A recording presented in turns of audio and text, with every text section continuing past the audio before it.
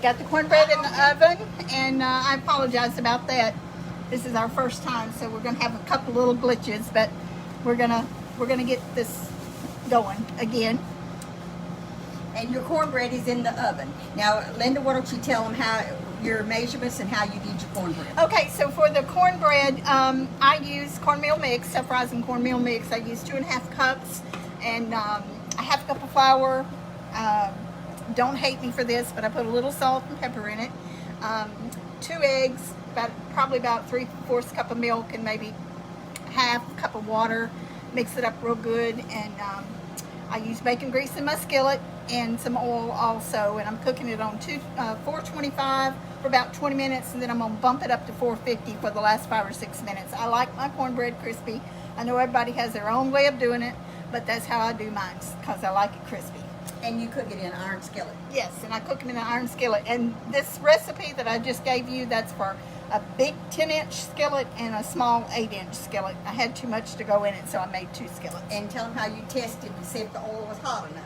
I put a little bit of meal in the bottom. Pinky Mom used to put meal in hers when she was cooking cornbread, and I don't normally do that, but I just sprinkle a little bit in there to make sure the oil was hot enough, and that's how you can test it.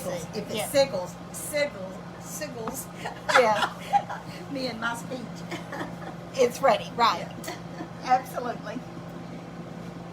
So we got the dumplings going, and you want so bad to take that lid off of them, but you can't do it. You have to let them cook. Tell them, Linda, about the first time I cooked. So, are you talking about the cat? Yeah. So, we grew up with a gas stove, and of course, that's what people had back then. And we had a real small kitchen. Mama sewed, and that's how she started us cooking. She said, "I'll make y'all 2 dresses." She'd make us 2 dresses each in one day, use no pattern. She said, "Y'all cook supper, and I'll sew y'all some dresses." So we're in there cooking. Mary turns the oven on, and this is when you had a pilot light, and she turned it on, but didn't put the match in there, right? No, the match had to have gone out, and I didn't know it. So when she went back to check it, it blew up on her when she put the match in there. It singed her hair, her elbows, her eyebrows, her arms. I screamed, but I opened the door to see if the oven was hot, and it blew up, and I screamed, "There's a cat in the oven." And we didn't even have a cat.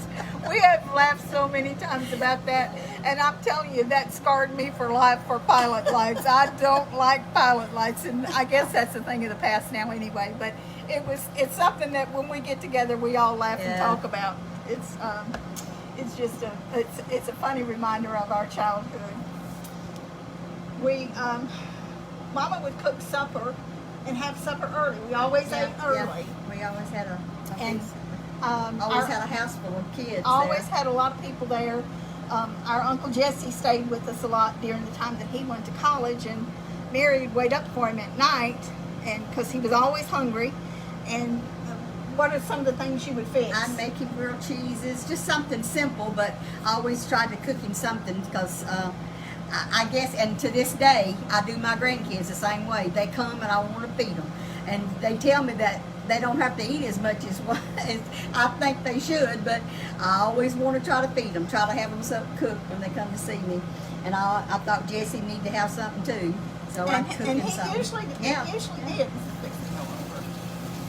Turn it down just a hair. We got this boiler full here. The kitchen has always been in our house the heart of the home. We had our dining room table in the kitchen.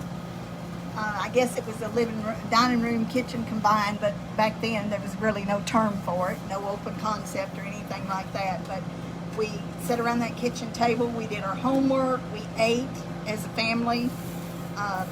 Mama cooked 3 meals a day in the summertime, and of course when we were gone to school she cooked at least 2 meals, and I'm sure she cooked for her and Daddy too when we were in school. But there was no grabbing it and sitting in a chair and watching TV or going outside or going to your room with friends. We sat at the table and ate.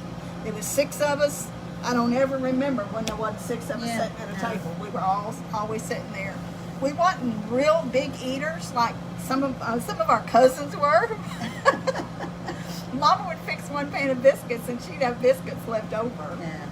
I never was a big biscuit eater, but the older I get, the more I want to make biscuits. I don't know. You change.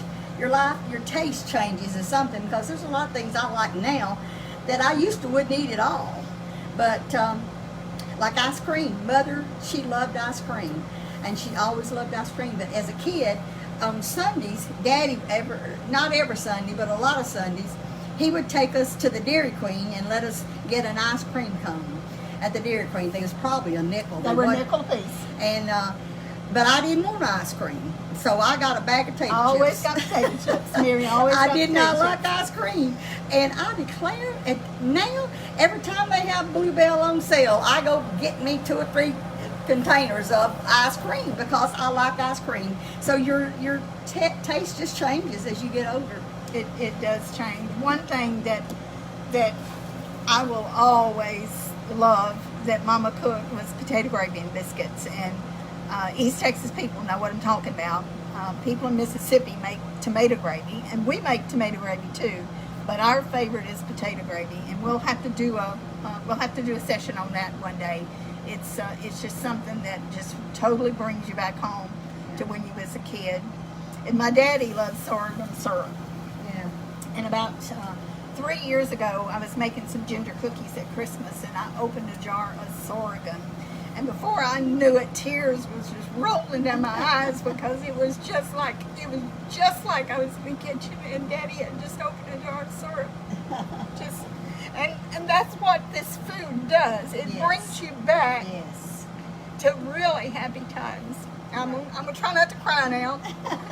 Anyway, this wasn't supposed to be a crying session. And that's kind of unusual. I'm the one that's emotional all the time, and Linda's usually not. She's the strong one. But that's okay. We all have our moments, don't we? We do. And those dumplings are really looking good. And we're gonna learn a lot from this video. I haven't been able to let you actually see the dumplings. Can you bring the camera up here and show them this cooking in the pot? Let's see if I can do that. I think because I have the camera toward, let's see if I can do it like that.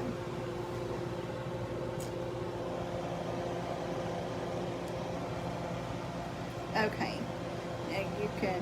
I'm not going to take the lid off. Okay, y'all, I'm trying. I'm not. Don't know if I'm doing this very well or not. Can you see? You can see the. I know these young people are probably laughing at us, but we're going to get this figured out. Okay, we're gonna turn it back to the. Yeah, we was just trying to show you the dumplings in the boiler.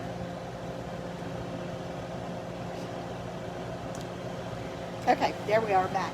Okay. I'll get this figured out next time. I promise. I'll be able to put the camera down and show y'all what we're doing.